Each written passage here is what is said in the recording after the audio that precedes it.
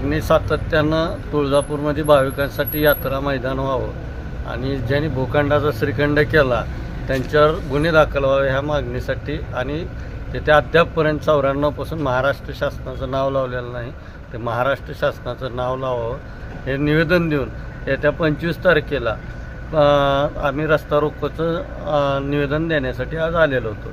3 तारखेला असंख्य महिलांनी तहसील कार्यालयासमोर आमरण उपोषण केलं होतं। त्यावेळेस 20 तारखेपर्यंत आम्ही महाराष्ट्र शासन नाव लावू कारवाई करू असं आश्वासन दिलं। आज 20 तारखेपर्यंत अद्यापी चा ध कुठं झालेला नसल्यामुळे आम्ही आज आत्ता माननीय कलेक्टर साहेबांना भेटून 25 तारखेला तुळजापूरच्या मलबा हॉस्पिटल यात्रा मैदानासमोर जिथे यात्रा मैदान आहे, भाविक भक्तांची सोय होणार आहे, तिथं असंख्य महिला व पुरुष मिळून आम्ही रस्ता रोको आंदोलन करणार आहोत। रस्ता रोकोचे आंदोलन जे करणार त्याची रूपरेषा कशी असणार आहे? रस्ता रोको आंदोलनाची रूपरेषा आता आम्ही कलेक्टर साहेबांना भेटून निवेदन दिलेलं आहे आणि सकाळी 10 वाजता आम्ही रस्ता रोको करणार आहे। जोपर्यंत समोर कलेक्टर साहेब येत नाहीत आणि कलेक्टर साहेब आम्हाला अभिवाचन देत नाही तोपर्यंत आम्ही रस्ता रोको चालू ठेवणार। आज 20 तारखेला तुमच्या तुळजापूर तहसीलला सुनवाई होती, काय झालं नेमकं त्या सुनवाई त्याच्यामध्ये का व्हायला लागलं, फक्त त्यांचा वकील येतो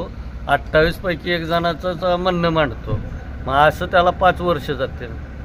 आत्तापर्यंत तहसीलदारनं 1 वर्ष घालवलं, तारखा घेतल्या नव्हत्या।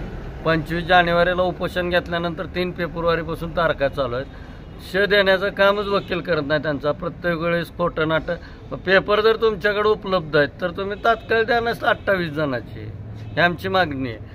कारण दूध का दूध पाणी का पाणी होऊन जाऊ द्या ना, खरं असेल तुमच्या बाजूनं, खोटं असेल तर तुमच्या बाजूनं होणारच नाही।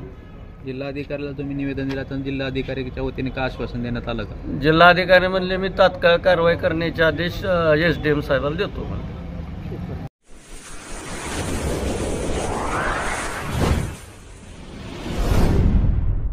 वीर महाराष्ट्र न्यूज चॅनलला लाईक आणि सबस्क्राईब करा। धन्यवाद।